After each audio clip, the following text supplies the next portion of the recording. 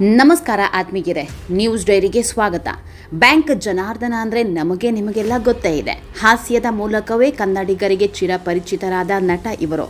80-90ರ ದಶಕದಲ್ಲಿ ಸಿಕ್ಕಾಪಟ್ಟೆ ಬ್ಯುಸಿಯಾಗಿದ್ದ ಬ್ಯಾಂಕ್ ಜನಾರ್ದನ ನೂರಾರು ಸಿನಿಮಾಗಳಲ್ಲಿ ನಟಿಸಿದ್ದಾರೆ. ಆದರೆ ಇವತ್ತು ಒಂದೇ ಒಂದು ಸಿನಿಮಾದ ಅವಕಾಶಗಳು ಸಿಗ್ತಾ ಇಲ್ಲ. ಸಿನಿಮಾ ಹೋಗಲಿ, ಧಾರಾವಾಹಿಯಲ್ಲಾದರೂ ಕರೀತಾರ ಅಂದರೆ ಅವರು ಕೂಡ ಕಣ್ಣೆತ್ತಿ ನೋಡ್ತಿಲ್ಲ. ಹಿರಿಯ ನಟ ಬ್ಯಾಂಕ್ ಜನಾರ್ದನ ತೆರೆಮರೆಗೆ ಸರಿದು ಸುಮಾರು ವರ್ಷವೇ ಆಗೋಯ್ತು. ಹಾಗಾದರೆ ನಟ ಬ್ಯಾಂಕ್ ಜನಾರ್ದನ್ ಈಗ ಏನು ಮಾಡ್ತಿದ್ದಾರೆ? ಇವರ ಪತ್ನಿ ಯಾರು? ಮಕ್ಕಳು ಏನು ಮಾಡ್ತಿದ್ದಾರೆ? ಇವರು ಬೆಳೆದು ಬಂದ ಹಾದಿ ಹೇಗಿತ್ತು? ಇದೆಲ್ಲದರ ಬಗ್ಗೆ ಇವತ್ತಿನ ವಿಡಿಯೋದಲ್ಲಿ ಹೇಳ್ತಾ ಹೋಗ್ತೀವಿ. ನಮ್ಮ ಚಾನಲ್ನ ನೀವಿನ್ನೂ ಸಬ್ಸ್ಕ್ರೈಬ್ ಮಾಡಿಲ್ಲ ಅಂದರೆ ಮಿಸ್ ಮಾಡಬೇಡಿ, ಈಗಲೇ ಸಬ್ಸ್ಕ್ರೈಬ್ ಮಾಡಿ. ಈ ವಿಡಿಯೋವನ್ನು ಕೊನೆಯವರೆಗೂ ನೋಡಿ, ನಿಮ್ಮ ಅನಿಸಿಕೆಗಳನ್ನು ಕಮೆಂಟ್ ಮಾಡಿ. ನೋಡಯ್ಯ, ನಾವು ಕೊಟ್ಟ ಪಾತ್ರವನ್ನು ಒಂದೇ ಟೇಕ್ನಲ್ಲಿ ಮಾಡಬೇಕು. ಸರಿಯಾಗಿ ಮಾಡಿದ್ರೆ ಮಾತ್ರ ನೀನು ನನ್ನ ಚಿತ್ರದಲ್ಲಿ ಕಂಟಿನ್ಯೂ ಆಗ್ತೀಯಾ, ಇಲ್ಲ ಆದರೆ ಕಟ್ ಮಾಡ್ತೀನಿ, ಹೀಗಂತ ನಿರ್ದೇಶಕರೊಬ್ಬರು ಹಿರಿಯ ನಟ ಬ್ಯಾಂಕ್ ಜನಾರ್ದನ್ಗೆ ಹೇಳಿದರು. ಅದು bank Janardhan for the first time camera ಮುಂದೆ ನಿಂತ ಕ್ಷಣ. ಅವತ್ತು ಬಣ್ಣದ ಲೋಕದಲ್ಲಿ ಮಿಂಚಬೇಕು ಅನ್ನೋ ಹಂಬಲ ಇತ್ತು, ಆದರೆ ಮನದಲ್ಲಿ ತುಂಬಾನೇ ಭಯ ಕಾಡ್ತಾ ಇತ್ತು. ಹೇಗೋ ಕೈ ಮುಗಿದು ದೇವರನ್ನ ನೆನಪಿಸುತ್ತಾ ಕ್ಯಾಮ್ರಾ ಮುಂದೆ ನಿಂತರು. ಆಗ ನಿರ್ದೇಶಕರು ಆಕ್ಷನ್ ಎನ್ನುತ್ತಿದ್ದಂತೆ ಪಾತ್ರದಲ್ಲಿ ಪರಕಾಯ ಪ್ರವೇಶ ಮಾಡಿದ ಬ್ಯಾಂಕ್ ಜನಾರ್ದನ್ ಅದ್ಭುತವಾಗಿ ನಟನೆ ಮಾಡ್ತಾರೆ. ನಿರ್ದೇಶಕರು ಫುಲ್ ಇಂಪ್ರೆಸ್ ಆಗಿ ಹೋಗ್ತಾರೆ. ಅಷ್ಟೇ ಅಲ್ಲ, ಆ ಚಿತ್ರದ ಹೀರೋ ಆಗಿದ್ದ ವಿಷ್ಣುವರ್ಧನ್ ಕೂಡ ಯಾರವರು ಒಂದೇ ಟೇಕ್ನಲ್ಲಿ ಮಾಡಿದ್ರು, ಚೆನ್ನಾಗಿ ನಟನೆ ಮಾಡ್ತಾರೆ ಅಂತ ಬ್ಯಾಂಕ್ ಜನಾರ್ದನ್ ಅವರನ್ನ ಕರೆದು ಪರಿಚಯ ಮಾಡಿಕೊಂಡಿದ್ರು. ಅಲ್ಲಿಂದಲೇ ನೋಡಿ ಬ್ಯಾಂಕ್ ಜನಾರ್ದನ್ ಅವರ ಬಣ್ಣದ ಬದುಕು ಶುರುವಾಗಿದ್ದು. ಆ ದಿನದಿಂದ ಸಣ್ಣ ಪುಟ್ಟ ಪಾತ್ರ ಮಾಡ್ತಾ ಬಂದ ಕಲಾವಿದ ಈಗ ಇಂಡಸ್ಟ್ರಿಗೆ ಬಂದು 4 ದಶಕಗಳೇ ಕಳೆದು ಹೋಗಿದೆ. ಈವರೆಗೆ 750ಕ್ಕೂ ಹೆಚ್ಚು ಸಿನಿಮಾಗಳಲ್ಲಿ ನಟಿಸುವ ಮೂಲಕ ಯಶಸ್ವಿ ಕಲಾವಿದರಾಗಿದ್ದಾರೆ. ವಯಸ್ಸು 70ರ ಸನಿಹಕ್ಕೆ ಬಂದಿದೆ. ಆತ್ಮೀಯರೇ, ಬ್ಯಾಂಕ್ ಜನಾರ್ದನಗೆ ವಯಸ್ಸು 70 ಆಗ್ತಾ ಬಂತು. ಆದರೂ ಈಗಲೂ ಭತ್ತದ ಉತ್ಸಾಹ, ಅದೇ ತುಡಿತ, ಅದೇ ಹುಮ್ಮಸ್ಸು. ಬ್ಯಾಂಕ್ ಜನಾರ್ದನ ಹುಟ್ಟಿ ಬೆಳೆದಿದ್ದೆಲ್ಲ ಚಿತ್ರದುರ್ಗ ಜಿಲ್ಲೆಯ ಹೊಳಲ್ಕೆರೆಯಲ್ಲಿ. ಬ್ಯಾಂಕ್ ಜನಾರ್ದನ ಅವರಿಗೆ ಓದು ತಲೆಗೆ ಹತ್ತೋದೇ ಇಲ್ಲ. SSLC ಪರೀಕ್ಷೆಯಲ್ಲಿ ಫೇಲ್ ಆಗ್ತಾರೆ, ಮತ್ತೆ ಎಕ್ಸಾಮ್ ಕಟ್ಟಬೇಕು ಅನ್ನೋ ಆಸೆಯೂ ಇರಲಿಲ್ಲ. ಅದಕ್ಕೆ ಇನ್ನೊಂದು ಕಾರಣವೂ ಇದೆ, ಅದು ಮನೆಯಲ್ಲಿ ಕಿತ್ತು ತಿನ್ನೋ ಬಡತನ. ಅವರ ತಂದೆ ಅದಾಗಲೇ ತಾವು ಮಾಡ್ತಾ ಇದ್ದ ಕೆಲಸದಿಂದ ನಿವೃತ್ತಿಯಾಗಿದ್ರು. ಅವರಿಗೆ ಬರ್ತಾ ಇದ್ದ ಪಿಂಚಣಿ ಹಣ ಆ ಕುಟುಂಬಕ್ಕೆ ಸಾಕಾಗ್ತಿರ್ಲಿಲ್ಲ. ಹೀಗಾಗಿ ಜನಾರ್ದನ್ ಆ ವಯಸ್ಸಲ್ಲೇ ಕೂಲಿ ಕೆಲಸಕ್ಕೆ ಹೋಗೋದನ್ನ ರೂಢಿ ಮಾಡ್ಕೊಳ್ತಾರೆ. ಕೆಲಸಕ್ಕೆ ಹೋಗೋದು ಅನಿವಾರ್ಯವೂ ಆಗಿತ್ತು. ತಾಯಿ ಕೂಡ ಮಗನ ಜೊತೆ ಹೊಲದಲ್ಲಿ ಕೂಲಿ ಕೆಲಸಕ್ಕೆ ಹೋಗ್ತಾ ಇದ್ರು. ಆ ವಯಸ್ಸಲ್ಲೇ ಬ್ಯಾಂಕ್ ಜನಾರ್ದನ್ ಅವರಿಗೆ ನಾಟಕದ ಮೇಲೆ ಇನ್ನಿಲ್ಲದ ಪ್ರೀತಿ. ಊರಲ್ಲಿ ಹಬ್ಬ ಬಂತು ಅಂದರೆ ಗೆಳೆಯರೊಂದಿಗೆ ಸೇರಿ ನಾಟಕ ಮಾಡ್ತಾ ಇದ್ರು. ಆದರೆ ಜನಾರ್ದನ್ ತಂದೆಗೆ ಮಗ ನಾಟಕ ಮಾಡೋದು ಬಿಲ್ಕುಲ್ ಇಷ್ಟ ಇರಲೇ ಇಲ್ಲ. ಆದರೆ ಜನಾರ್ದನ್ ಮಾತ್ರ ಅಪ್ಪನ ಕಣ್ತಪ್ಪಿಸಿ ಅಲ್ಲಲ್ಲಿ ನಡೆಯೋ ನಾಟಕಗಳಿಗೆ ಹೋಗ್ತಾನೆ ಇದ್ರು. ಊರಿನ ದೊಡ್ಡ ಮನುಷ್ಯರಾಗಿದ್ದ ಡಾಕ್ಟರ್ ಶಂಕರ್ ಶೆಟ್ಟಿ ಅನ್ನೋರ ಹೊಲದಲ್ಲೇ ಬ್ಯಾಂಕ್ ಜನಾರ್ದನ್ ನಿತ್ಯ ಕೆಲಸ ಮಾಡ್ತಿದ್ರು. ಹೀಗೆ ಒಂದು ದಿನ ಮಾಲೀಕರು ಬ್ಯಾಂಕ್ ಜನಾರ್ದನ್ ಅವರನ್ನ ನೋಡಿ, ಏನಪ್ಪ ಓದಿದೀಯಾ ಅಂತ ಕೇಳ್ತಾರೆ. ಆಗ SSLC ಫೇಲ್ ಸರ್ ಅಂತಾರೆ. ಸರಿ, ನೀನು ನಾಳೆ ಬೆಳಿಗ್ಗೆ ನಮ್ಮನೆಗೆ ಬಾ ಅಂತ ಹೇಳಿ ಕಳಿಸ್ತಾರೆ. ಬ್ಯಾಂಕ್ ಜನಾರ್ದನ ಅವರಿಗೆ ಮನಸ್ಸಲ್ಲಿ ಪ್ರಶ್ನೆಯೊಂದು ಕಾಡೋದಕ್ಕೆ ಶುರುವಾಯಿತು. ನಮ್ಮ ಯಜಮಾನರು ನನ್ನ ಯಾಕೆ ಮನೆ ಕರೆಯೋದಕ್ಕೆ ಹೇಳಿದ್ರು, ಏನಿರಬಹುದು ಅಂತ ತಲೆಯಲ್ಲಿ ಹುಳ ಬಿಡ್ಕೊಂಡೆ ಬೆಳಿಗ್ಗೆ ಯಜಮಾನರ ಮನೆಗೆ ಹೋಗ್ತಾರೆ. ಆತ್ಮೀಯರೇ, ಹೀಗೆ ತಾವು ಕೆಲಸ ಮಾಡ್ತಾ ಇದ್ದ ಹೊಲದಲ್ಲೇ ಮಾಲೀಕರ ಮನೆಗೆ ಹೋದ ಜನಾರ್ದನರನ್ನ ಕರ್ಕೊಂಡು ಅಲ್ಲೇ ಊರಲ್ಲಿದ್ದ ಜಯಲಕ್ಷ್ಮಿ ಬ್ಯಾಂಕ್ನಲ್ಲಿ ಅಟೆಂಡರ್ ಕೆಲಸ ಕೊಡಿಸ್ತಾರೆ. ಈ ಕೆಲಸಕ್ಕೆ ತಿಂಗಳಿಗೆ 50 ರೂಪಾಯಿ ಸಂಬಳವೂ ಫಿಕ್ಸ್ ಆಗುತ್ತೆ. ಆ ಹಣ ಅವರ ಬದುಕಿಗೊಂದಷ್ಟು ಸಹಾಯ ಆಗುತ್ತೆ. ಇಷ್ಟಾದರೂ ಜನಾರ್ದನ್ಗೆ ನಾಟಕದ ಮೇಲಿನ ಪ್ರೀತಿ ಹೋಗಲ್ಲ. ಹಬ್ಬದಲ್ಲಿ ಗೆಳೆಯರ ಜೊತೆ ನಾಟಕ ಮಾಡ್ತಲೇ ಕಲೆಯನ್ನ ಪ್ರೀತಿಸ್ತಾ ಹೋಗ್ತಾರೆ. ಹಾಗೆ ಶುರುವಾದ ಅವರ ಬಣ್ಣದ ಬದುಕು ಈಗ 4 ದಶಕಗಳನ್ನು ಪೂರೈಸಿದೆ. ಈವರೆಗೆ ಸಾವಿರಾರು ನಾಟಕ ಪ್ರಯೋಗಗಳಾಗಿದೆ. 10 ಧಾರಾವಾಹಿಗಳಲ್ಲೂ ನಟಿಸಿದ್ದಾಗಿದೆ. ತರಹೇವಾರಿ ಪಾತ್ರಗಳಲ್ಲಿ 750ಕ್ಕೂ ಹೆಚ್ಚು ಸಿನಿಮಾಗಳಲ್ಲಿ ನಟಿಸಿದ್ದಾರೆ.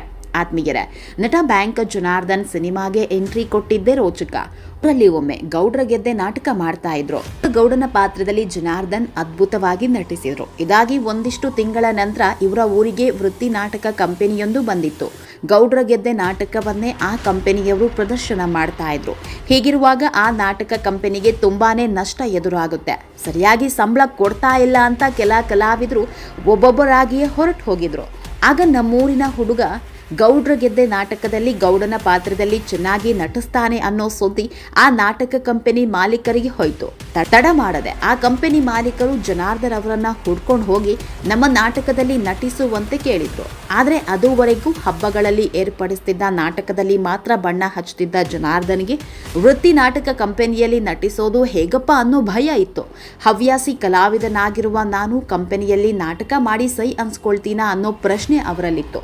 ಕೊನೆಗೆ ಮಾಲೀಕರ ಮನವಿಗೆ ಒಪ್ಪಿ ಗೌಡ್ರು ಗೆದ್ದ ನಾಟಕ ಮಾಡಿದ್ರು. ಎಲ್ಲರಿಂದಲೂ ಸೈ ಅನ್ಸ್ಕೊಂಡ್ರು. ಕೇವಲ ಒಂದು ಪ್ರದರ್ಶನಕ್ಕೆ ಅಂತ ಹೋಗಿದ್ದ ಬ್ಯಾಂಕ್ ಜನಾರ್ದನ್ 3 ದಿನಗಳ ಕಾಲ ನಾಟಕದಲ್ಲಿ ಕೆಲಸ ಮಾಡಿದ್ರು. ಕಂಪನಿ ಮಾಲೀಕರು ಜನಾರ್ದನನಿಗೆ ಸಂಭಾವನೆ ಕೊಡೋದರ ಜೊತೆಗೆ ಅದ್ಭುತ ಕಲಾವಿದ ಅನ್ನೋ ಗೌರವವನ್ನು ಕೊಟ್ರು. ಇಲ್ಲಿಂದಲೇ ಜನಾರ್ದನ್ ಅವರಿಗೆ ನಾಟಕದ ಮೇಲೆ ಇನ್ನಷ್ಟು ಪ್ರೀತಿ ಹೆಚ್ಚಾಯಿತು. ಆತ್ಮೀಯರೇ, ನಾಟಕ ಕಂಪನಿಗಳಲ್ಲಿ ನಟನೆ ಮಾಡ್ತಿದ್ದಾಗ ಒಂದು ದಿನ ಜನಾರ್ದನ್ ಅವರ ಕೆಲ ಗೆಳೆಯರು ನೀನೇಕೆ ಸಿನಿಮಾದಲ್ಲಿ ನಟಿಸಬಾರ್ದು ಅಂತಾರೆ. ಆದರೆ ಮೊದಲು ಅವರಿಗೆ ಈ ಬಗ್ಗೆ ಏನೂ ಅನಿಸಿರಲಿಲ್ಲ. ಮನೆಯಲ್ಲೂ ಬಣ್ಣ ಹಚ್ಚೋದು ಯಾರೊಬ್ಬರಿಗೂ ಇಷ್ಟ ಇರಲಿಲ್ಲ. ಹೇಗೋ ಬ್ಯಾಂಕ್ ಕೆಲಸ ಮಾಡಿಕೊಂಡು ಬದುಕು ನಡೆಸ್ತಿದ್ದೀನಿ, ಹೀಗಿದ್ರೆ ಸಾಕು ಅಂದ್ಕೊಂಡಿದ್ರು. ಆದರೆ ಇದೇ ಹೊತ್ತಲ್ಲೇ ಜನಾರ್ದನ್ ಅವರ ಬ್ಯಾಂಕ್ ಕೆಲಸದಿಂದ ಬೆಂಗಳೂರಿಗೆ ವರ್ಗಗೊಂಡ್ರು.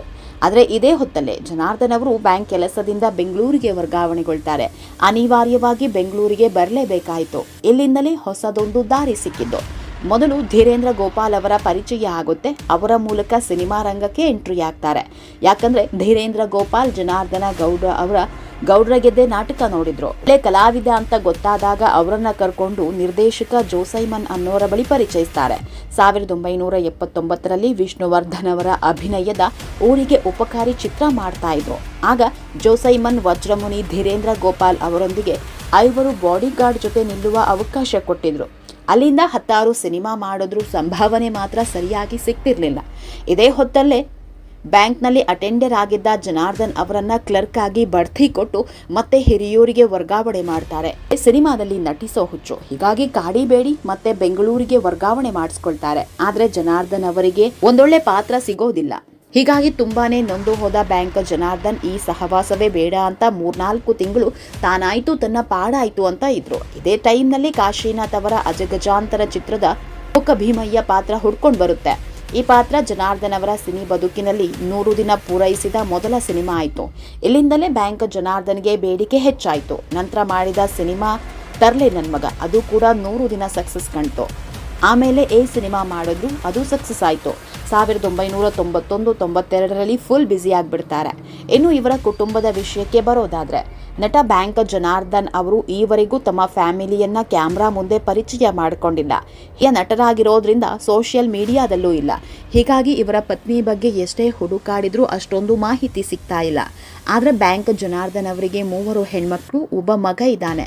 ಇವರು ಕೂಡ ಅಪ್ಪನಂತೆ ಬಣ್ಣದ ಬದುಕಿಗೆ ಬರಲೇ ಇಲ್ಲ. ಅಷ್ಟೇ ಯಾಕೆ, ಯಾವತ್ತೂ ಕೂಡ ಅಪ್ಪನ ಜೊತೆ ಶೂಟಿಂಗ್ ಸೆಟ್ನಲ್ಲೂ ಕಾಣಿಸ್ಕೊಳ್ಳಿಲ್ಲ. ಹೀಗಾಗಿ ಇವರ ಬಗ್ಗೆ ಹೆಚ್ಚಿನ ಮಾಹಿತಿ ಇಲ್ಲ. ತಾನಾಯಿತು ತನ್ನ ಬದುಕಾಯಿತು ಅಂತ ಬದುಕ್ತಾ ಇರೋ ನಟ ಬ್ಯಾಂಕ್ ಜನಾರ್ದನ್ ಅವರ ಮುಂದಿನ ದಿನಗಳು ಸುಖಕರವಾಗಿರಲಿ. ಆತ್ಮೀಯರೇ, ಈ ವಿಡಿಯೋ ನಿಮಗೆ ಇಷ್ಟವಾದಲ್ಲಿ ಲೈಕ್ ಮಾಡಿ, ಶೇರ್ ಮಾಡಿ, ಕಮೆಂಟ್ ಮಾಡಿ. ಇನ್ನೂ ನಮ್ಮ ಚಾನಲ್ನ ಸಬ್ಸ್ಕ್ರೈಬ್ ಮಾಡಿಲ್ಲ ಅಂದರೆ ಮಿಸ್ ಮಾಡಬೇಡಿ, ಈಗಲೇ ಸಬ್ಸ್ಕ್ರೈಬ್ ಮಾಡಿ.